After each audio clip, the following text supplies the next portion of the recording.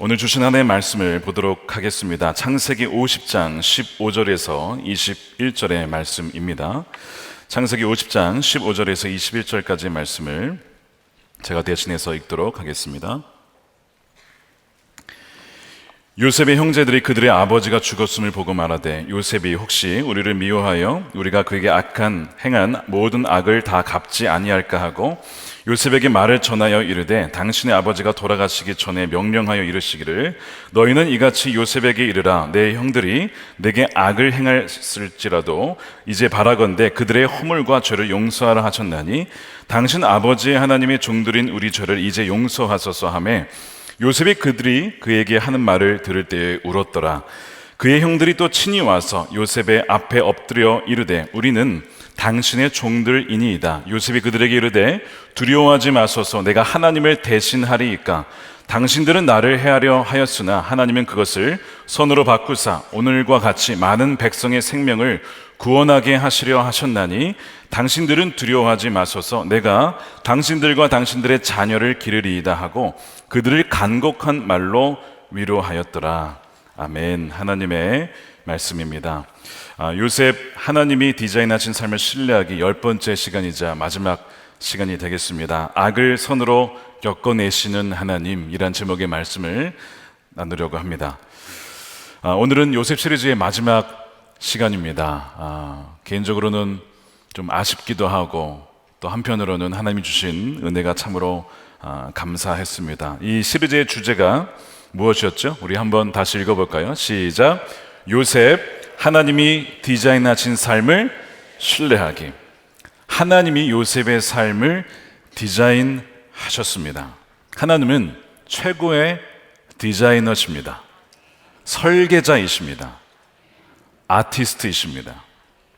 요셉의 출생부터 그 모든 과정, 그 다음에 총리가 되기까지, 그리고 그 이후에 애굽에 있는 사람들 또한 가족들을 다 구원하기까지 그의 온 전 인생을 주관하신 분은 바로 하나님이세요. 그의 삶은 우연이 아니라 정확한 하나님의 인도하심 가운데, 섭리 가운데 이루어졌습니다. 우리는 이 요셉의 이야기를 통해서 뭘 볼 수 있어야 되냐면, 우리의 이야기를 볼 수 있는 그 관점을 가져야 됩니다. 바로 하나님의 관점에서 우리의 인생을 해석하는 그 God view라고 하죠. God view. 하나님의 관점을 여러분 가지시기를 축복합니다. 그러기 위해서 이 시리즈가 고안된 것이었어요. 오늘은 마지막 시간으로서 전체를 정리하면서 결론을 지으려고 합니다. 성경에는 하나님의 주권과 인간의 자유로운 선택, 이 자유의지가 교차하면서 진행이 됩니다. 그러면서 하나님의 그 주권적으로 우리 온 역사를, 또한 우리의 인생을 이끌어 가심을 보여주고 있지요. 하나님의 인간을, 우리를 무엇이든 자유롭게 선택할 수 있는 자유의지를 다 주셨습니다. 그렇기 때문에 인간은 우리의 선택에 대한 책임을 져야 돼요. 우리의 선택에는 여러분 책임과 그 결과에 대한 책임이 따른다는 걸 여러분 기억하셔야 합니다. 하나님을 따를 수도 있고 하나님과 동행할 수도 있지만 하나님을 떠나서 자기 마음대로 살 수도 있습니다. 그러나 그 선택에 대한 결과는 그 사람이 책임을 져야 한다는 것이죠. 그렇기 때문에 그 어떤 결과에 대해서 단지 하나님만 탓할 수가 없는 거예요. 동시에 하나님은 주권적으로 우리의 삶을, 또한 역사를 통치하십니다. 사람의 선택이 하나님의 주권을 제한할 수 있을까요? 여러분, 그렇지 않습니다. 사람의 선택은 하나님의 주권을 막을 수가 없어요. 다시 말해, 인간의 선택보다 하나님의 섭리가 우선하고 더 위에 있습니다. 인간의 자유로운 선택과 하나님의 주권이 어우러져서 어떻게 하나님은 악만이 아니라 선으로 그것을 이기게 하시고 또한 이끄시는가를 보여주는 대표적인 부분이 오늘 우리가 읽은 창세기 50장, 이 창세기 전체의 결론이면서 야곱과 요셉의 결론이기도 합니다.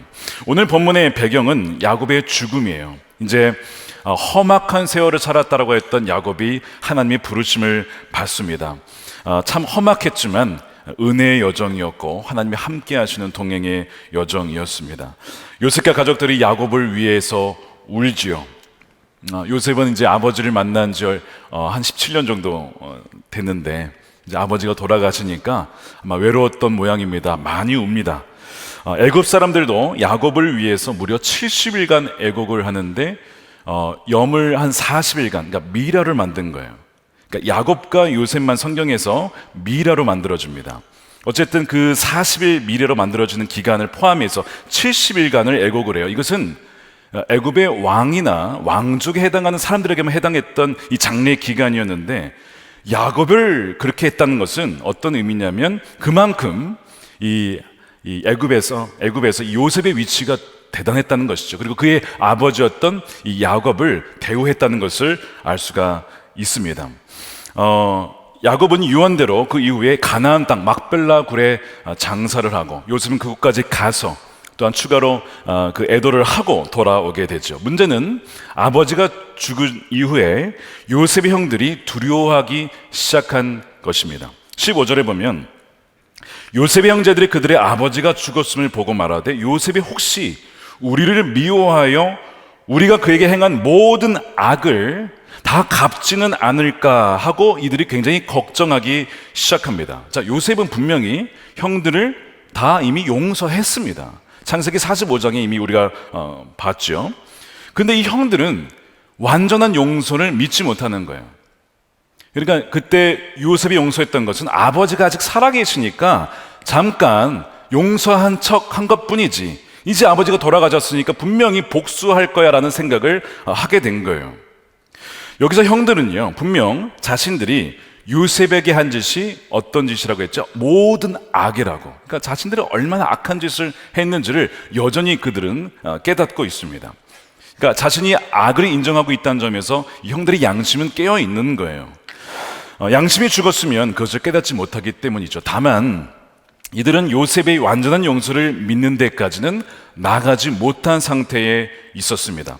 그들의 행한 짓이 워낙 악한 짓이었고 한 사람의 인생을 완전히 짓밟아 놓는 그런 악한 일이었기 때문에 그렇습니다. 이 악으로 인해서 요셉에게 벌어졌던 악한 일, 크게 세 가지를 이렇게 요약할 수가 있는데 바로 증오와 중오, 그 다음에 누명과 망각입니다. 세 가지를 잠깐 간략하게 정리해 보겠습니다. 첫 번째, 요셉이 당한 악은 형들의 시기로 인한 증오, 미움이었어요. 형들은 요셉을 미워했죠. 37장 4절에 보면 그의 형들이 아버지가 그 형들보다 그를 더 사랑함을 보고 그를 미워하여 편안하게 대할 수 없었다. 8절에 보면 그의 형들이 그에게 이르되 내가 참으로 우리의 왕이 되겠느냐 참으로 우리를 다스리게 되겠느냐 하고 그의 꿈과 그의 말로 말미암아 그를 더욱 미워하였더니 이 갈등의 시작은 그 아버지 야곱의 편애, 이 요셉만 더 사랑하는 편애 때문에 시작된 것이었습니다. 아버지가 이 요셉을 더 사랑함을 보고 그들이 요셉을 미워하기 시작한 것이고 그것이 확대된 것은 이 요셉의 꿈이었습니다. 이 꿈 자랑한 것, 이것이 이 성숙하지 못했던 이 요셉의 말과 꿈 자랑 때문에 형들로 하여금 더 큰 미움을 받게 되는 것이죠. 이 요셉에 대한 시기와 미움은요, 이 죽일 만큼 치명적이었습니다. 여러분, 사람의 시기가 사람을 죽일 수도 있습니다. 예수님이 재판에 넘겨졌을 때 성경은 뭐라고 하는지 아십니까? 대제사장들이 시기 때문에 넘겼다라고 얘기를 해요. 마가복음 15장 보시면 이는 그가 대제사장들이 시기로 예수를 넘겨준 줄 알미더라. 시기 때문에 예수님을 죽인 거예요. 여러분, 시기가 굉장히 무서운 것입니다. 비록 이 아버지의 편애 때문에 또한 요셉의 철없는 꿈자랑이 원인이라고 하더라도 죽일 정도는 아닌데 이 형들이 이 요셉을 죽이려고 했던 것이죠. 그러니까 아무리 좋게 말해도 정당화할 수가 없는 거예요. 아주 비인격적인 일, 성경에서 손에 꼽는 가장 비인격적이고 비인간적인 일을 형들이 요셉에게 행한 것이죠. 이것이 첫 번째 악입니다. 두 번째 악은 누명이었죠. 요셉이 구덩이에 던져졌다가 노예로 팔려간 것으로 그의 고난은 끝나지 않고요, 낮은 신분에서 열심히 일해서 성실함을 인정받아서 이 보디발의 총무가 되었습니다. 이제는 좀 일이 풀리나 보다, 인생이 풀리나 보다 싶었는데 그게 아니었어요. 보디발의 아내가 유혹을 합니다. 이 여인의 유혹은 감각적이었습니다. 몸에 손을 댈 정도였으니까요. 이 여인의 유혹은 굉장히 집요했습니다. 한두 번 유혹한 것이 아니었습니다. 기억나십니까? 얼마나 자주 유혹했죠? 기억나세요? 일주일에 몇 번? 날마다 유혹했습니다. 날마다. 창세기 39장 10절에 여인이 날마다 요셉에게 청하였으나 요셉이 듣지 아니하여 동침하지 아니할 뿐더러 함께 있지도 아니하니라. 우리에게 이 정욕의 유혹은요, 유통기한이 없습니다.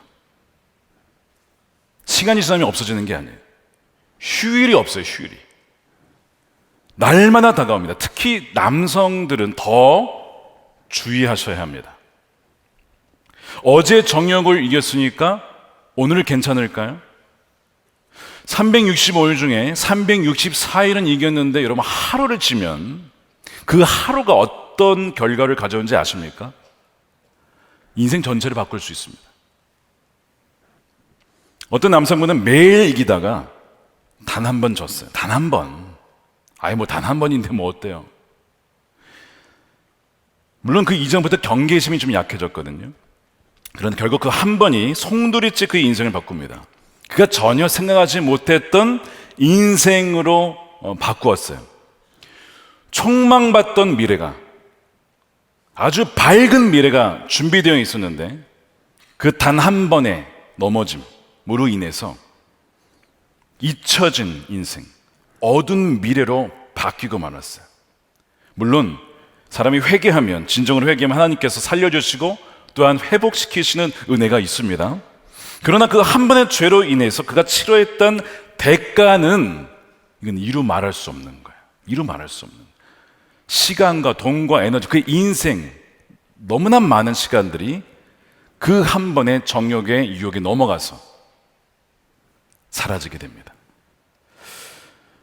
그러니까 여러분, 이 정욕을 결코 가벼이 여기지 마시기 바랍니다. 요셉이요, 날마다 다가오는 유혹을 자기가 이길 수 있을까요? 자기가 딱 보니까 이거는 날마다 오기 때문에 자기가 이길 수가 없는 거예요. 지금까지는 이겨왔지만, 그래서 그가 선택한 게 뭐였습니까? 도망간 거였잖아요. 피하는 것이었습니다. 함께 있지 아니하는 거였어요. 자신이 봤을 때 계속 이길 수 없음을 알았어요.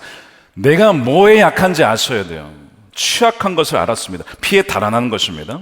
그래서 자기의 옷을 그 여인의 손에 둔 채 도망을 갑니다. 문제는 그 여인의 손에 옷을 두고 간 것이 화근이 되어서 성추행, 성폭행의 위증의 단서가 되고 맙니다. 그 옷이. 이 보디발의 아내는 권력자였습니다. 이 권력자의 위증은요, 이 목소리를 낼 수 없는 히브리 노예의 인생을 짓밟는 아주 잔인한 폭력이 되고 맙니다. 요셉은 누명을 쓰고 차디찬 감옥에 갇힙니다. 누명과 감옥, 이것이 두 번째 당한 그의 악이었어요. 세 번째는 뭐였습니까? 세 번째는 망각이죠. 망각. 잊혀지는 거예요. 여러분, 누군가에게 잊혀진다는 것은 참 괴로운 일입니다. 어쩌면 우리가 서로 연락을 하고 소셜미디어에 무엇인가를 포스팅하는 이유는 나 여기 살아있어, 잊혀지지 않기 위함은 아닐까요? 그런 두려움이 모든 인간들의 마음 가운데 자리 잡고 있어요. 숨겨진 깊은 두려움에 잊혀짐에 대한 두려움이 있기 때문에 그렇습니다. 이 요셉이요, 감옥에서 술 맡은 간원장과 떡 맡은 간원장을 만나서 친구가 됩니다. 그리고 그들의 꿈을 듣다가 해몽을 해주는데, 술 맡은 간원장은 3일 뒤에 복직이 된다는 꿈이었고 떡 맡은 간원장은 죽는다는 꿈이었어요. 그의 꿈대로 됐습니다. 그래서 이 술 맡은 간원장이 풀려나게 될 때에 부탁을 하죠. 요셉이 이렇게 부탁을 했어요.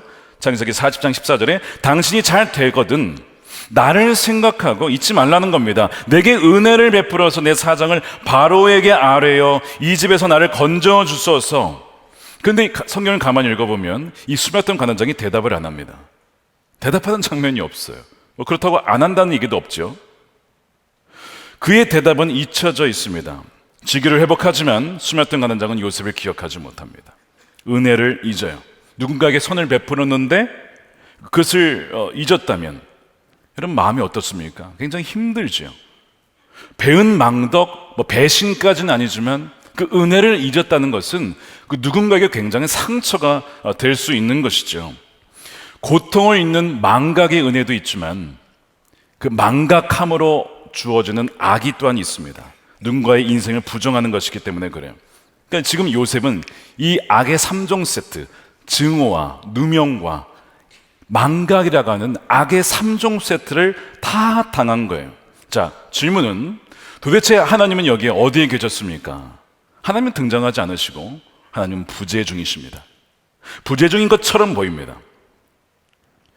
그런데 이상하게 성경은 우리가 이미 살펴보았지만 중간중간에 이해할 수 없는 말씀을 하고 있는데, 요셉이 누명을 쓰고 감옥에 갇혀 있을 그때에 가장 인생이 어떻게 보면 어두운 그 시점에 뭐라고 하냐면 성경은 하나님은 그와 함께 계셨다라고 말씀을 해요. 39장 23절입니다. 간수장은 그의 손에 맡긴 것이 무엇이든지 살펴보지 아니하였으니 이는 여호와께서 요셉과 함께 하심이라. 여호와께서 그를 범사에 형통하게 하셨더라. 도무지 형통하고는 거리가 먼 상황 속에서 성경은 분명히 하나님이 요셉과 지금 함께 계시다라고 말씀을 하고 있어요. 보디발의 아내가 요셉을 성폭행 미수죄로 고발을 했고 또한 감옥에 갇혔는데 직업을 또한 잃었어요. 해고를 당했습니다. 근데 성경은 여호와께서 요셉과 함께 계셨다라고 말씀을 해요. 여러분, 미움 당한 적이 있으십니까? 미움 당하고 계십니까? 해고 당한 적이 있으십니까? 억울한 누명 당한 적이 있으신가요? 혹시 지금 힘든 시기를 겪고 계십니까? 그래서 분명히 하나님이 함께 계시지 않다라고 그렇게 느껴지십니까? 분명히 도무지 하나님이 나와 함께 계시지 않다고 확신하십니까? 부당한 대우를 받고 누명을 쓰게 되고 매를 맞고 비웃음과 조롱을 당하고 욕먹을 때에 어떻게 주님이 나와 함께 하신다라고 말할 수가 있겠습니까? 그런데 이 39장 23절은 이렇게 말씀을 하고 있어요. 하나님은 나의 삶에 어떤 일이 잘못되어 가고 있을 때보다 더 가까이 나와 함께 하신 적은 없다. 이해하시겠습니까? 다시 읽어드릴게요.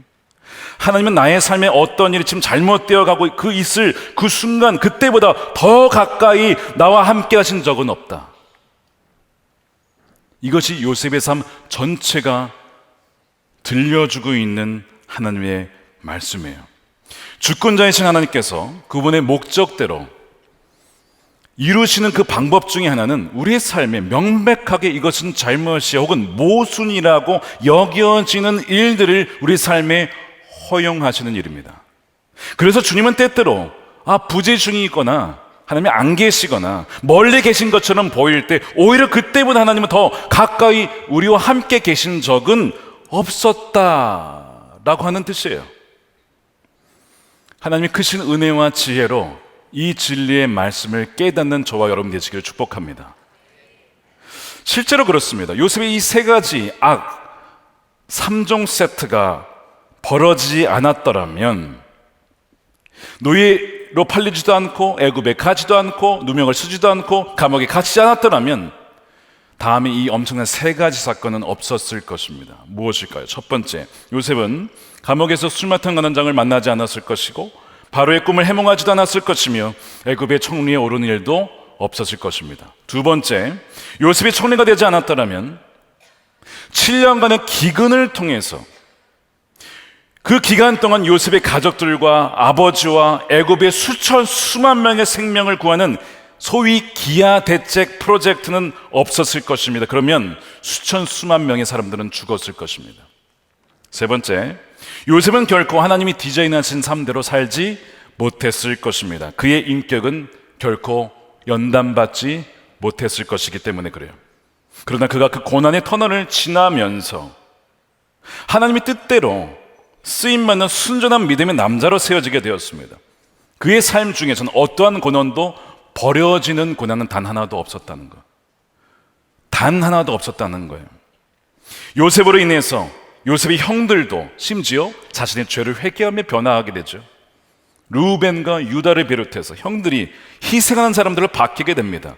물론 여전히 다듬어져야 될 부분이 있었긴 했지만 요셉과의 재회, 화해는 그의 형들에게 지대한 영향을 미치게 됩니다. 이 세 가지는 요셉의 세 가지 고난과 악이 없었더라면 벌어지지 않았을 일들이었습니다. 하나님은 이 모든 것을 다 계획하고 계셨던 것이죠. 그러나 아버지 야곱이 죽으면서 형들의 걱정이 시작된 거예요. 아버지가 죽었으니 이 요셉이 우리를 복수하면 어떡하지? 악으로 갚으면 어떡하지? 그래서 형들은 요셉에게 전가를 보내요. 직접 가지도 못하고 사람을 보내서 어떤 말을 전합니다. 누구의 말이냐면 아버지가 죽기 전에 했던 유언이라고 여겨지는 말을 요셉에게 전해요. 그게 50장 16절입니다. 요셉에게 말을 전하여 이르되 당신의 아버지가 돌아가시기 여러분 보십시오. 당신의 아버지래요. 벌써 뭔가 거리감이 느껴지죠. 당신의 아버지가 돌아가시기 전에 명령하여 이르시기를 너희는 이같이 요셉에게 이르라 내 형들이 내게 악을 행하였을지라도 이제 바라건대 그들의 허물과 죄를 용서하라 하셨나니 당신 아버지의 하나님의 종들인 우리 죄를 용서하소서 하며 요셉이 그들이 그에게 하는 말을 들을 때에 울었더라. 여러분 이 말이 정말 야곱이 했던 말일까요? 아닙니다. 지어낸 말입니다. 두려워서 죽을까봐. 아버지가 이렇게 말을 했다고 하면 요셉이 워낙 아버지 말을 잘 들으니까 그 말을 듣고 자기네들을 용서해 줄 줄 알고 말을 만들어낸 것이죠. 요셉은 이것을 바로 알았어요. 그 증거가 울었다는 부분입니다. 요셉이 그 말을 듣고 울죠. 그럼 왜 울까요? 형들이 나의 용서를 아직도 믿지 못하는구나. 나를 아직도 신뢰하지 못하는구나. 그게 너무 슬픈 거야. 그래서 그렇게 거짓말을 해서라도 죽은 아버지를 말을 인용해서라도 실제로 아닌 건데 그렇게 해서라도 용서받고 싶은 그 마음, 그 두려움 너무나 안타까워서 요셉은 지금 울고 있는 것이죠. 여러분 이렇게 화해하기가 어려운 겁니다. 화해는 정말 쉽지가 않아요. 인간적으로는 불가능해 보입니다. 한번 무너진 신뢰를 회복하는 것은요, 내가 당신을 용서했다 끝나는 게 아니고요, 시간이 걸려요. 지금 17년 흘렀거든요. 17년이 흘렀어도 여전히 형들은 요셉이 우리를 완전히 용서한 건 아닐 거야. 우리가 한 게 얼마나 악한 것인데 이런 생각이 들 정도였어요. 거꾸로 생각해보면 자신들은 절대 용서하지 않을 짓이라고 여겼기 때문에 그런 것이죠.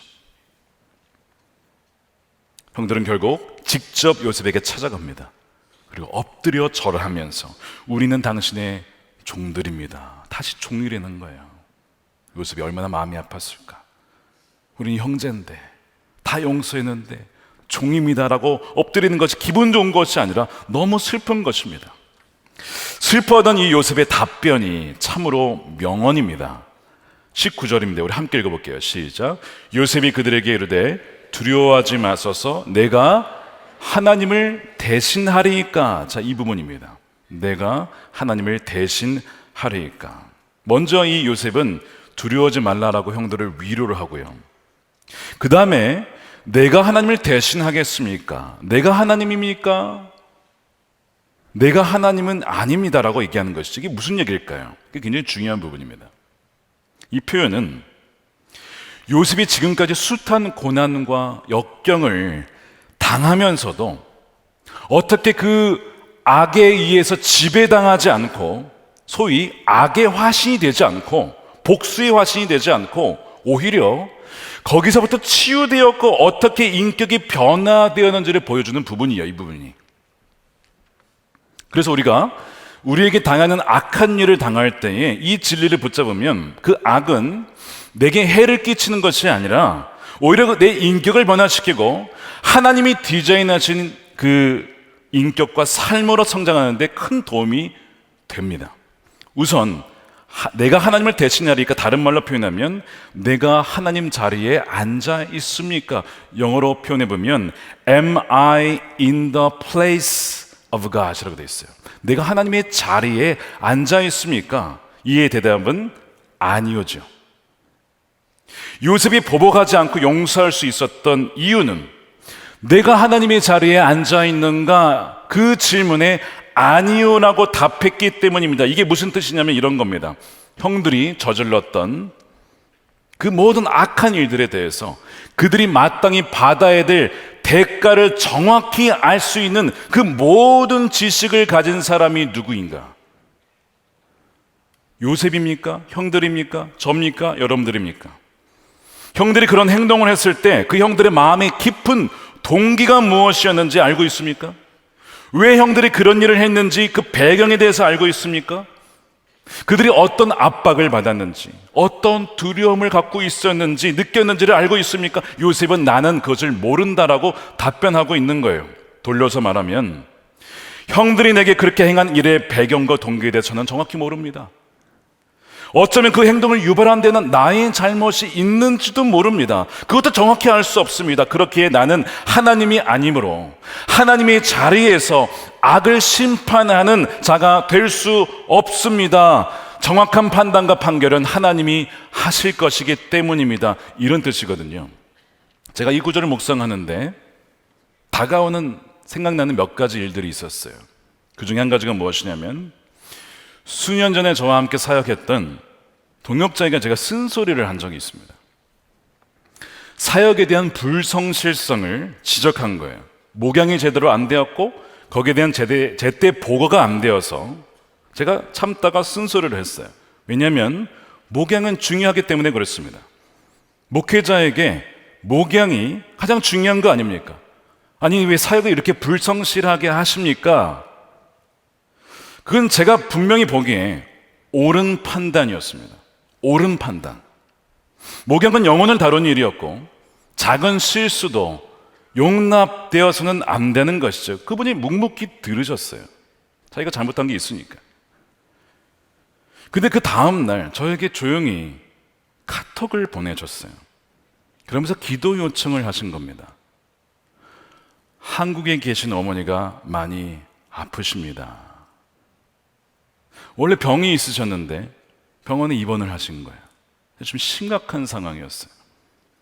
자기는 미국에 있고 어머니는 한국에 계신데 가볼 수도 없는 거예요. 어머니를 위해서 기도해 달라고 하는 겁니다. 어머니 문제로 사실 며칠간 이분이 마음이 힘들어서 사역에 제대로 집중할 수가 없었던 것이죠.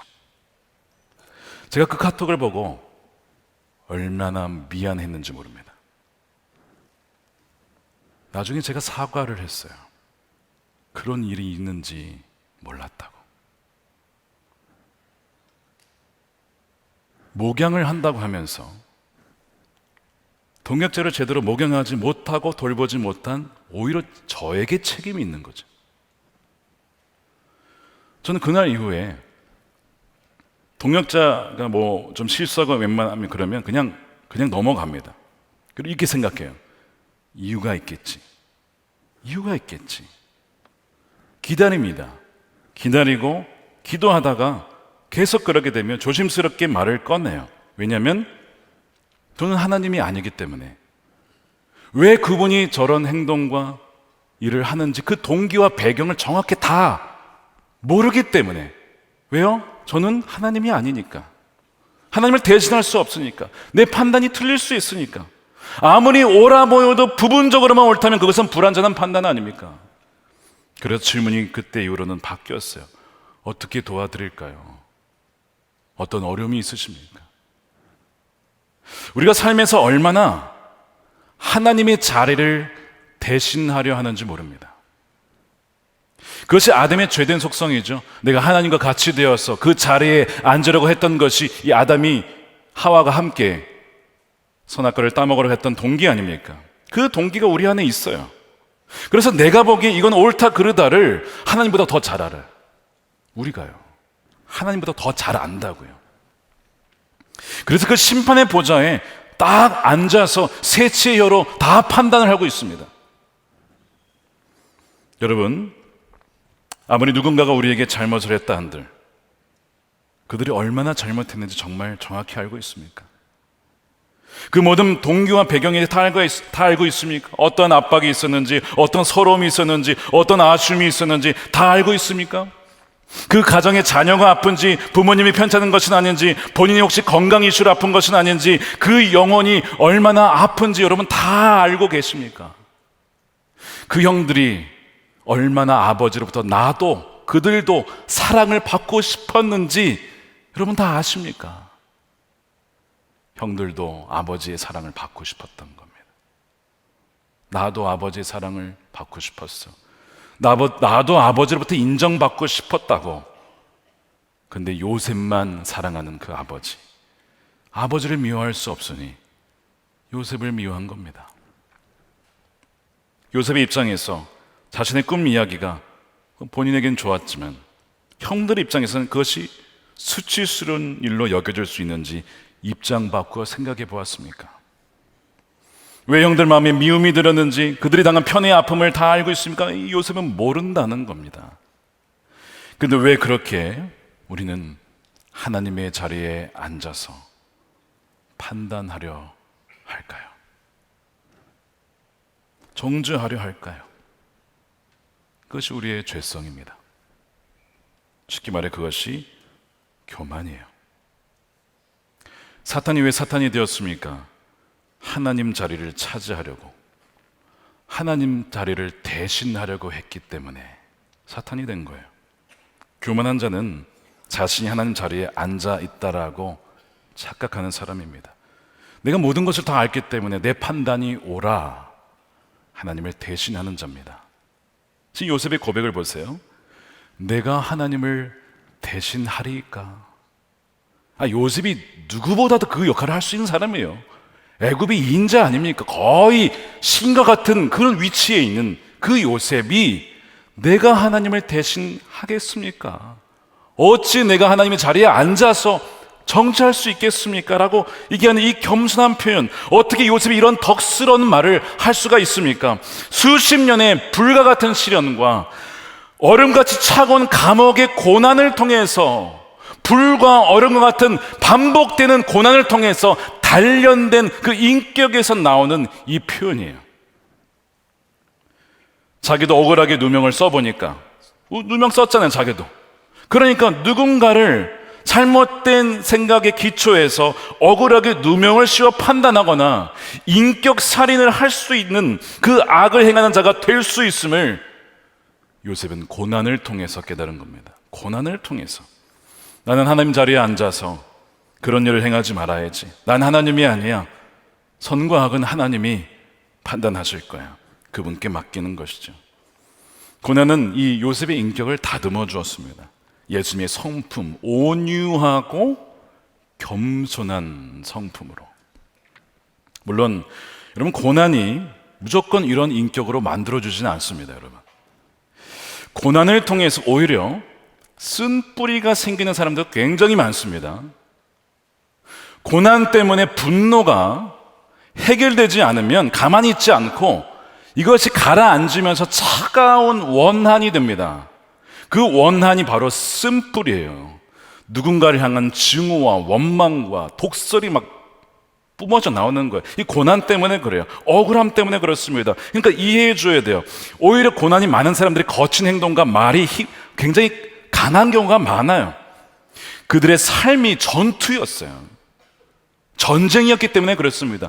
그러니까 누군가를 그런 분들을 만날 때에 이분 왜 저래라고 하지 말고, 이분의 삶이 얼마나 힘들었으면 이렇게 하실까, 얼마나 살기 위해 아등바등 살았으면 이렇게 거친 말을 내뱉을까 라고 여러분 품어주셔야 합니다.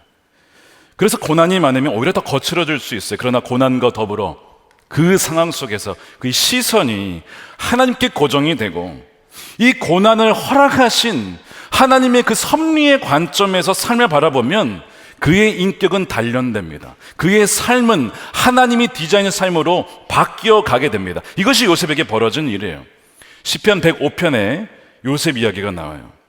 왜 요셉에게 이런 고난과 악이 주어졌는지에 대한 답변이 나옵니다. 시편 105편 17절에 그가 한 사람을 앞서 보내셨으며, 하나님의 계획 가운데 있었던 것이죠.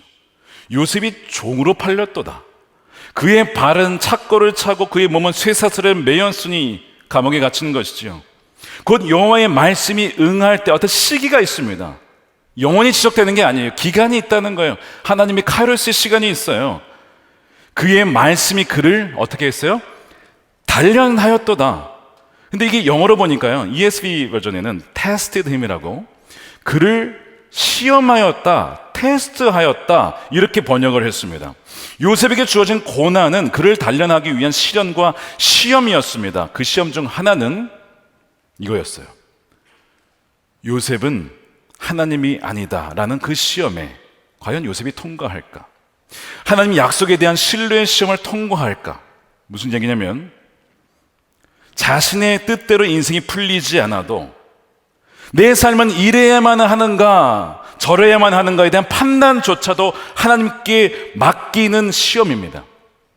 자신의 뜻대로 길이 열리지 않아도 내가 하나님의 자리에 있지 않고 하나님이 하나님 자리에서 내 삶을 여전히 주관하신다라고 믿는가에 대한 시험, 이것이 요셉에게 있었던 시험이었다고요. 내 삶이 이리저리 럭비공처럼 이게 뭐 어디로 튈지 모르겠어. 그렇게 튕겨져 나가도 여전히 하나님이 내 삶을 주관하신다라고 믿는가, 그 말씀을 믿기 때문에 그 역경을 지나가는가, 그 시험. 말씀을 붙잡은 요셉은요, 그렇다, 시험을 통과합니다. 그래서 증명했다고 되어 있어요. 뭘 증명했냐면, 그는 하나님 자리를 대신한 자가 아니야. 하나님을 하나님 자리에 두고 자신은 그 밑에 두는 자야라고 하는 것이 입증됐다라고 말씀을 해요. 그래서 새 번역 성경에서는 이렇게 번역을 합니다. 19절 똑같은 거를, 마침내 그의 예언은 이루어졌다. 주님의 말씀은 그의 진실을 증명해 주었다. 어떤 진실입니까? 하나님이, 저는 제 인생의 제가 주인이 아닙니다. 하나님이 주인이십니다. 저를 믿어주십시오라고 하는 그 진실이 증명됐다고요. Proved him true. 진실이 증명되었다는 것이죠. 여러분, 지금 우리가 마주하고 있는 고난과 시험들은 어쩌면 이러한 시험인지도 몰라요. 내가 하나님을 대신할 것이냐, 내가 하나님보다 더 잘 아느냐, 내가 하나님보다 더 잘 판단하느냐, 옳고 그름을, 내 삶이 이러해야 되고 저러해야 한다는 것을 하나님보다 내가 더 잘 아느냐, 내가 하나님인가 하나님이 하나님이신가, 내가 정말 나의 갈 길을 아는가, 아니면 하나님이 하시는가에 대한 시험, 그 고난, 그 시험 아닙니까? 여러분, 하나님 자리에 앉으려고 하지 마십시오. 앉을 수도 없고 앉아서도 안 됩니다. 요셉의 고백대로 하나님은 하나님이십니다. 하나님이 내 삶을 디자인하셨고 그분만을 신뢰합니다. 이 고백이 저와 여러분의 고백이 되시기를 축복합니다. 그래서 요셉은 두려워하지 마소서, 형들을 이미 다 용서했습니다. 내가 하나님을 대신하겠습니까? 하나님께서 형들을 통해서 내 인생을 망친 게 아니고 오히려 디자인하신 대로 나를 세워주신 것입니다. 내가 왜 형들을 원망하겠습니까? 형들이 한 일은 비록 악한 것이었지만 아닙니다. 하나님은 하나님의 뜻대로 제 삶을 인도하신 것입니다. 그 고백인 거예요. 더 중요한 핵심이 그 다음 절에 나오죠. 20절입니다. 20절 말씀. 당신들은 나를 해하려 하였으나, 유명한 구절이죠. 하나님은 그것을 선으로 바꾸사 오늘과 같이 많은 백성의 생명을 구원하게 하시려 하셨나니. 이 하나님의 주권에 대해서 표현하는 구절 중에 이 구절과 이 구절보다 더 뛰어난 구절이라고 꼽을 수 있는 것은 롬8, 28, 로마서 8장 28절 외에는 없을 것입니다. 이 두 가지가 가장 탁월한 구절입니다. 이 구절에서, 아까 그 구절을 다시 한번 띄워주십시오. 20절 말씀을. 해하려 하였으나와 선으로 바꾸사, 이 두 동사는 사실 원어는 같은 동사를 쓰고 있습니다. 그리고 원어에는 바꾼다라는 의미는 없어요. 그럼 무슨 뜻이냐?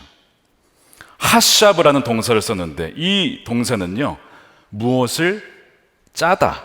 여러분 이제 그 옷 직물 이렇게 할 때 짜는 거 있죠? 짜다 혹은 계획하다, plan, 생각하다, 계수하다, 엮어내다, 이런 의미가 있어요.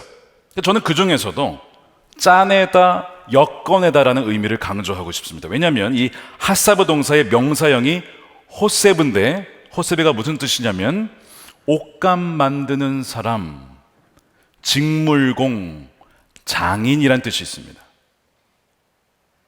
그 의미로 이 구절을 해석하면 이런 의미입니다. 당신들은 나를 해하려고 악한 일을 꾀하였지만, 계획하였지만, 짜냈지만 하나님은 그것을 선한 일로 엮어내셨습니다 라는 뜻입니다. 그래서 이 의미는 영어로는 weave라고, 짜내다, 그런 의미가 있어요.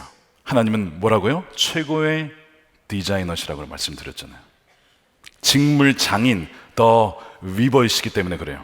악을 선으로 대체한 게 아닙니다. 악을 선을 위해 의도하시고 사용하신 거예요. 악이라고 하는 검정실도 하나님이 디자인하신 내 인생의 옷을 위해 하나님이 사용하신 것입니다. 짐 엘리엇이라고 하는 에콰도르의 순교자의 아내였던 엘리자베스 엘리엇이 쓴 고통은 헛되지 않아요. 그 책에서 그녀는 자신의 삶의 숱한 고난들을 하나님의 관점으로 해석을 하면서 그 하나님에 대해서 한 시를 빌려서 이렇게 표현을 합니다. 내 삶은 내 주님과 나 사이의 직물짝이다. 나는 색상을 선택할 수 없고 색상을 내가 선택하지 못합니다. 주님은 꾸준히 일하신다. 주님은 자주 슬픔을 짜시는데 나는 어리석게도 교만에 빠져 하나님의 자리에 앉은 것이죠.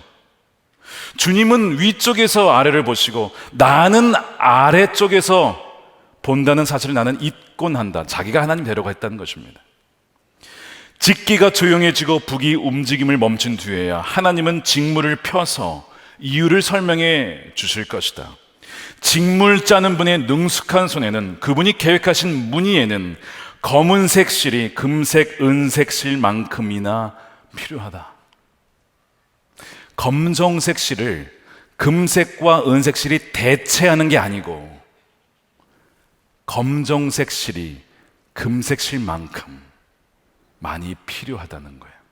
그래야 온전한 옷이 완성되기 때문에.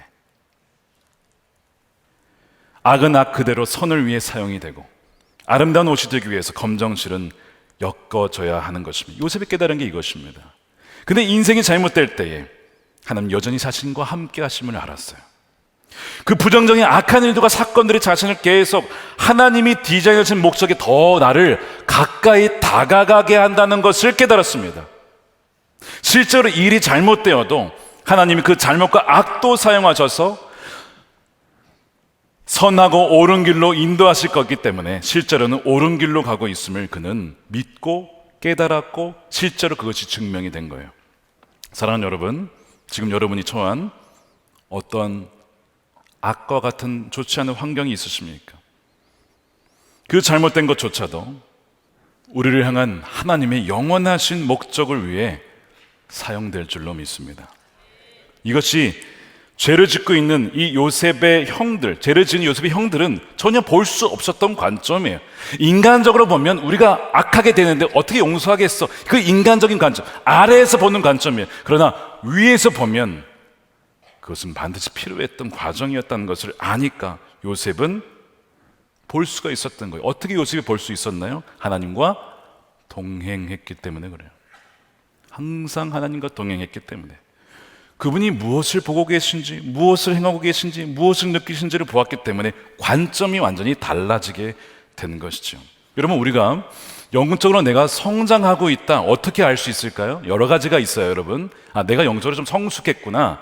어떻게 알 수 있냐면 우리 삶의 주변에 벌어지는 크고 작은 일들이 있죠. 그걸 바라보는 관점이 하나님이 디자인하신 목적이라는 관점으로 삶을 일관되게 보고 해석하는 능력이 주어졌을 때, 내가 잘했구나. 이게 우연히 벌어지는 일이 아니구나. 하나님이 내게 괜히 허락하신 것이 아니구나 하는 것을 일관되게 그분의 관점에서 보고 그걸 받아들일 때, 내가 영적으로 성장했다는 것을 알게 될 것입니다. 여러분들에게 이런 눈이 열리기를 축복합니다. 며칠 전 예수동행 일기에 추천일기에 이런 일기가 올라왔어요. 이 여자 권사님이 남동생이 신년 모임에 갔다가 뒤로 넘어지는 바람에, 이게 그냥 넘어질 수도 있는데 뒤로 넘어졌는데 머리부터 넘어진 거예요. 크게 뇌진탕을 당했는데 출혈이 심각한 겁니다. 여러분, 뇌진탕은 검정실입니까? 금색실입니까? 물어보나 마나죠. 검정실이죠. Y자로 뒤통수가 완전히 다 찢어져가지고 호치키스로 10번을 다 찍어서 꼼매할 정도로, 봉합해야 할 정도로 비명을 지르며 완전 응급실이 거의 지옥처럼 바뀌었다는 겁니다. 사고 소식이 놀란 이 권사님이 기도를 하는데 며칠 전에 이미 꿈으로 하나님이 이런 비슷한 일이 일어날 것을 알려주셨고, 첫 번째. 두 번째는 무슨 기간이었어요 지금? 다니엘 20일 금식 기도, 하나님이 기도를 시키셨거든요. 그래서 굉장히 어려운 상황 속에서도 하나님 평강을 주셨다는 거예요. 이 모든 것이 하나님이 모르시는 일이 없다, 하나님의 주권 가운데 허락된 일이다라는 것이 믿어지면서 기도를 하게 되면 하는 건데요, 악을 악으로 보지 않고 악을 선으로 뭐 하는 거? 엮어내시는 하나님의 손길로 보는 겁니다. 왜냐하면 이 동생이 하나님을 오랜 기간 떠나 있었거든요. 오랜 기간 떠나 있었어. 이거는 우연이 아니다. 악처럼 보이지만 악을 엮으셔서 선으로 이끌어내시는 하나님의 손길이다 라는 것을 보고 병실에 가서 위로도 했지만 이런 얘기를 했다고요. 하나님의 부르심이 지금이다. 동생아, 더 이상 하나님을 떠나려고 하지 마. 지금 너를 하나님이 부르시는 거야. 지금 돌아와야 돼. 권면을 했어요.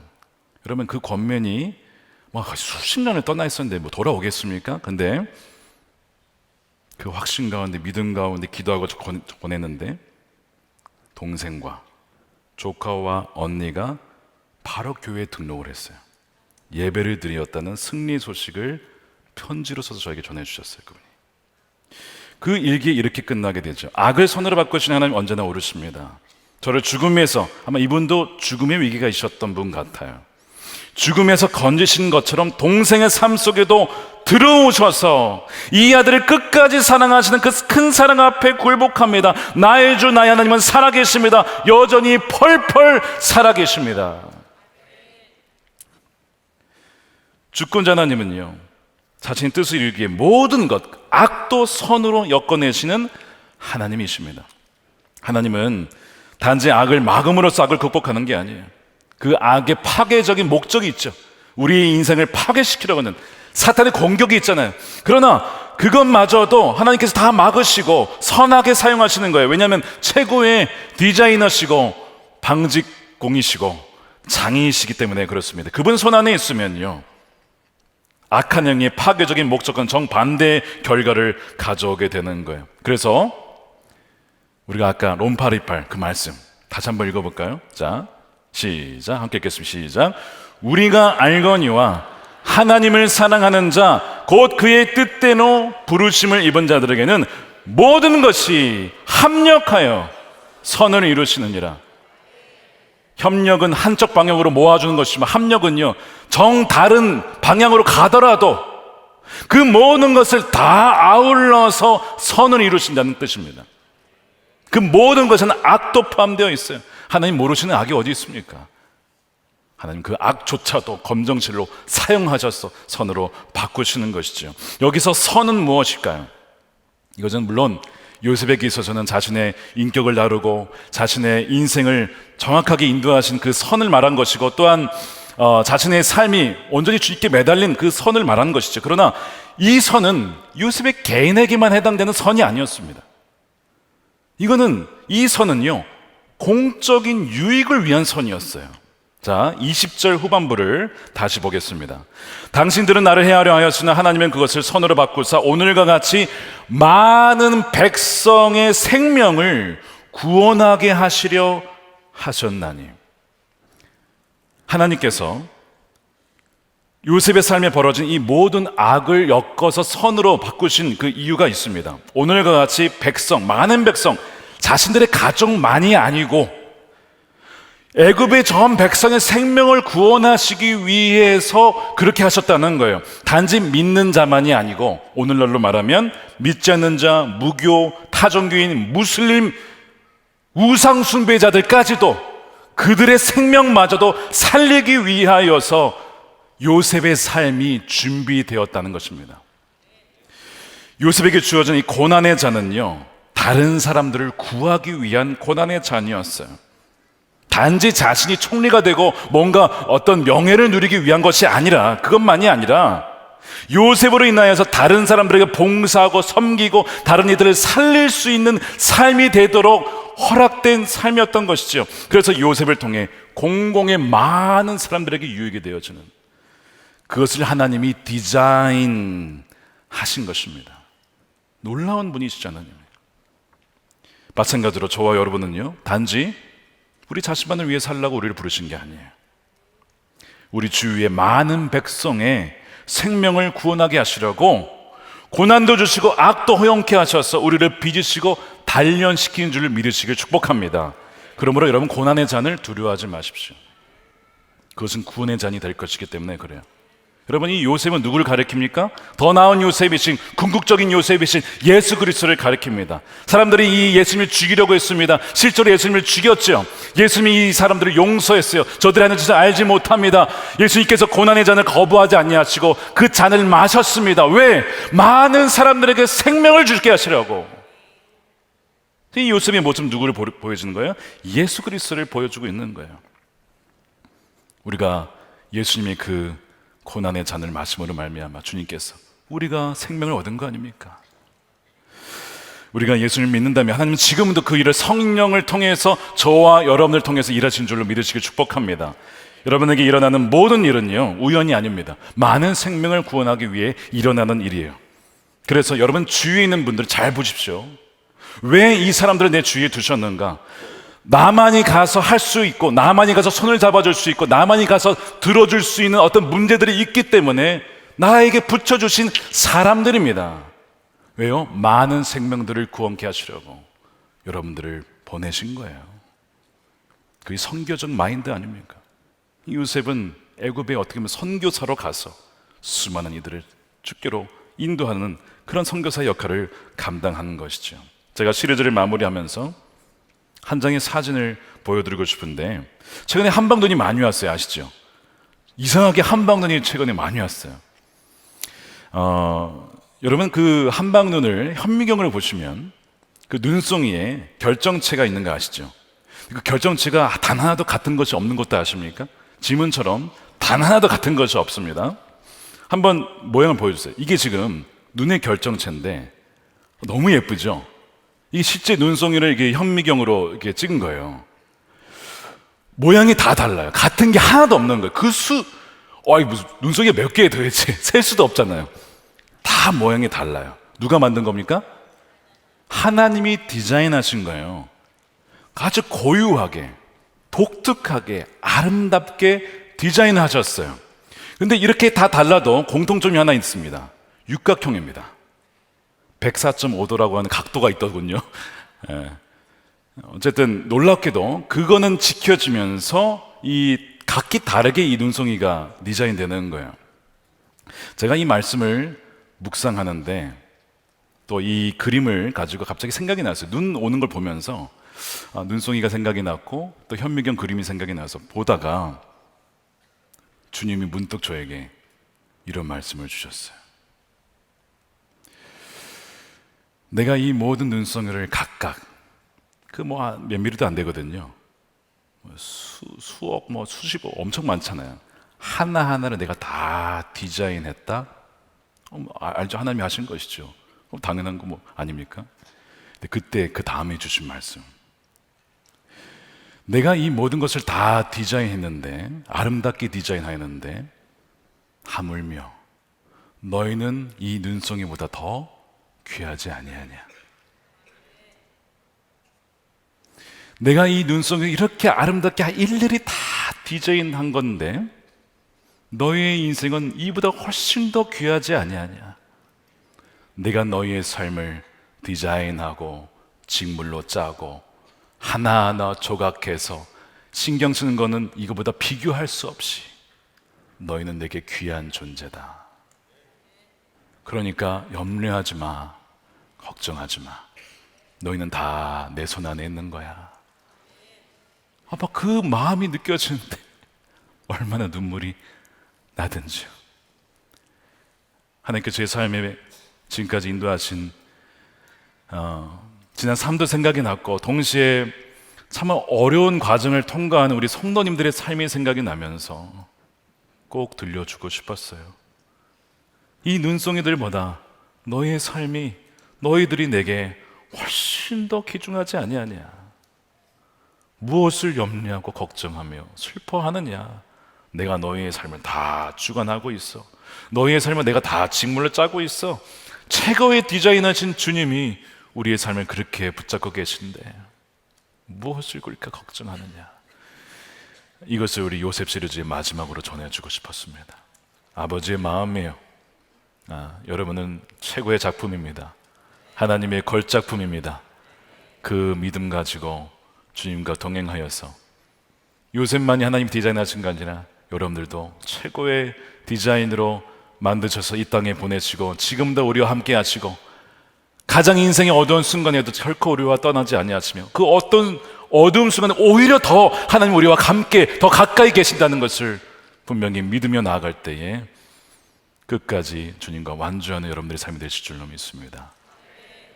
우리 함께 찬양하겠습니다. 우리 비 준비하시는데 분위기상 우리 눈 준비하시니로 했어야 되는데 의미는 이런 것입니다. 우리의 삶에 참으로 앞이 보이지 않고 열매가 없을 것만 같지만 하나님은요 이른 비와 늦은 비를 다 준비하고 계십니다. 많은 것은 모든 것을 다 전체를 보고 우리를 인도하시는 분이시니까 여호와 이레 하나님 모든 것을 예비하시고 우리를 고치시고 모든 별들을 세시면서 우리를 인도하신 그 하나님을 우리가 마음껏 찬양했으면 좋겠습니다.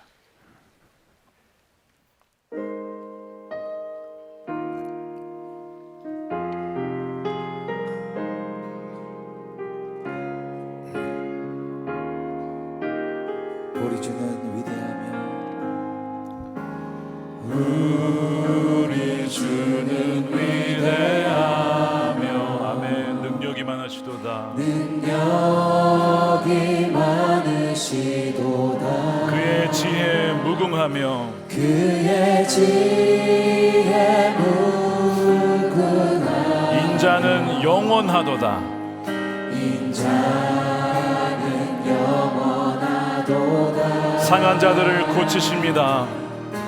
상한 자들 고치시 상처를 싸매시도다. 상처를 싸매시도다. 별들의 수를 세시며 별들의 수를 세시 이름을 붙이셨도다. 이름을 붙이셨도다. 그가 구름으로 하늘을 덮으시며 땅을 위하여 비 준비하시니 예루살렘아 여호와를 찬송할지어다. 내 하나님을 감사함으로 그 앞에 나가며 주 임재 앞에 경배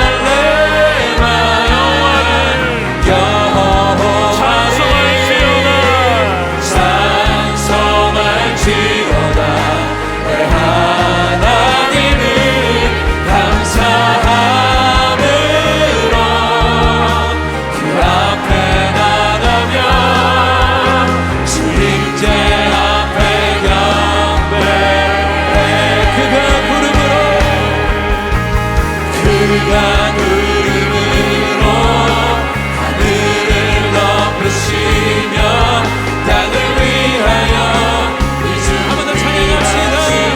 그가 구름으로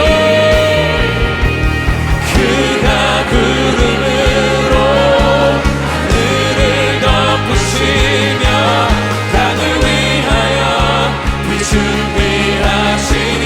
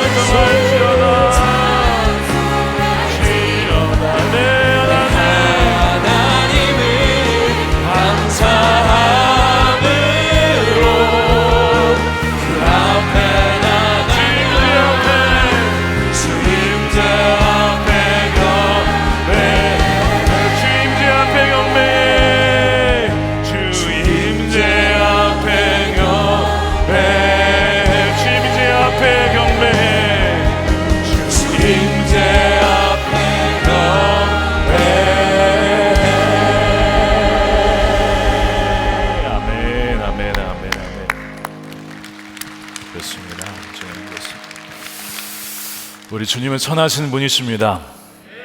우리의 가장 좋은 것을 아시고 가장 좋은 길로 인도하시는 선한 목자 되십니다.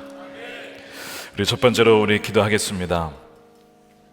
주님, 고난과 악이 닥쳐올 때에도 하나님 부재하신 것이 아니고 하나님이 어느 때보다 더 가까이 함께 계심을 신뢰하는 그 믿음을 허락하여 주옵소서. 악도 선을 위해 사용하시고 가장 선하게 엮어내시는 가장 최고의 디자이너 되시는 그 하나님께서 우리 삶을 인도하시니 순종하며 매일 주님과 동행하게 하여 주시옵소서. 그 믿음 가지고 우리 주여 한번 외치고 기도하도록 하겠습니다. 주여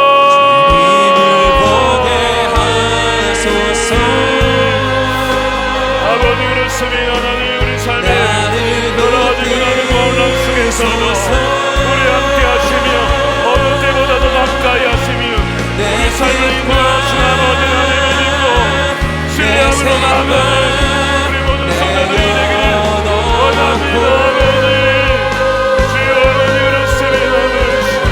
하나님 나의 물심과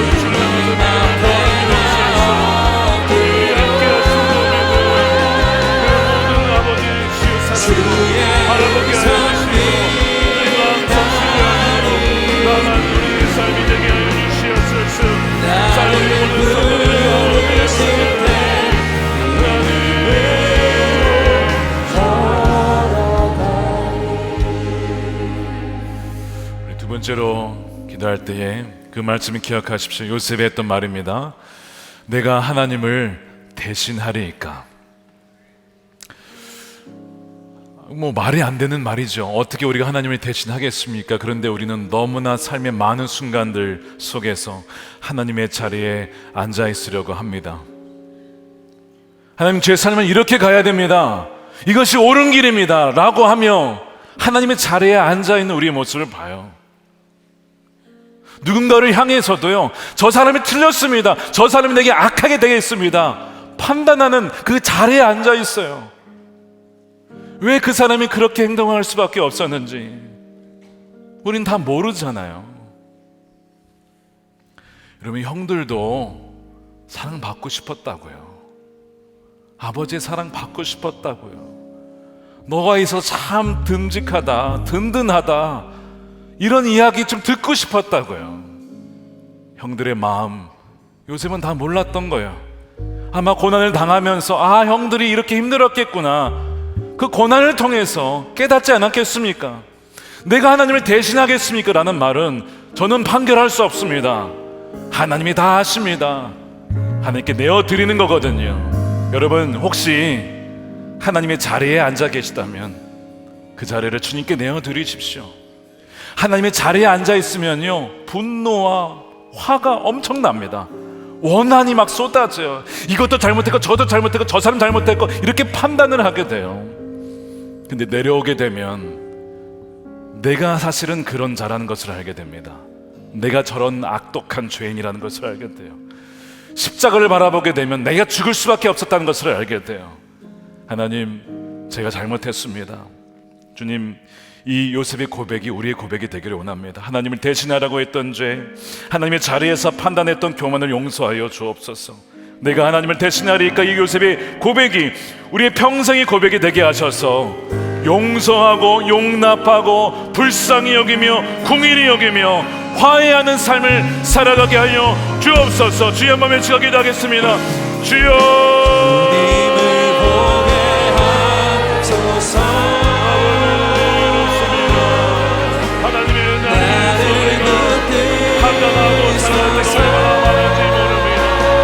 아버지, 우리가 나의 자리에서 얼마나 많은 교만의 행동과 말을 내뱉는지 모릅니다. 아버지, 우리를 불쌍히 여겨주시고 선악과를 먹은 죄인의 후손입니다.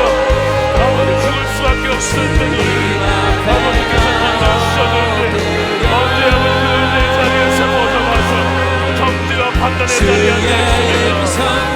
오늘이 안 되려고 있습니다. 하나님, 우리를 주시옵소서. 우리가 합격하겠습니다.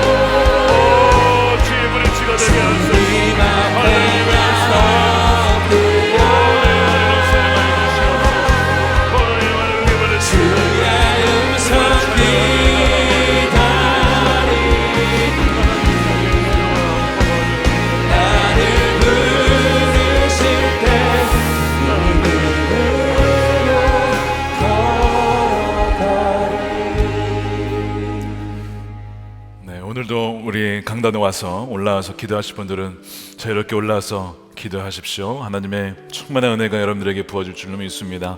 또한 우리 앞에 나와서 기도 받으실 분들은 나오시면 여러분들을 위해서 주님의 마음으로 우리 기도해 드리도록 하겠습니다. 우리 마지막 세 번째입니다.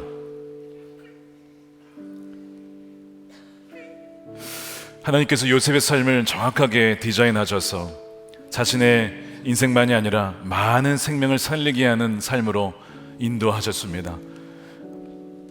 제가 마지막에 말씀드린 것처럼 눈송이 하나하나 예쁘게 디자인하신 하나님께서 말씀하십니다.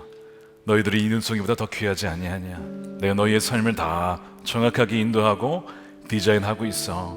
나만 믿고 따라와. 오늘 이 말씀을 여러분들의 심령에 새기고 우리의 삶이 또 우리의 고난과 연단이 자신만의 유익이 아니라 요셉과 궁극적인 요셉이신 예수님처럼 또한 예수님으로 인하여서 많은 생명을, 사람들의 생명을 구원하고 또한 이끄는 그런 복된 삶으로 하나님 저를 사용해 주십시오.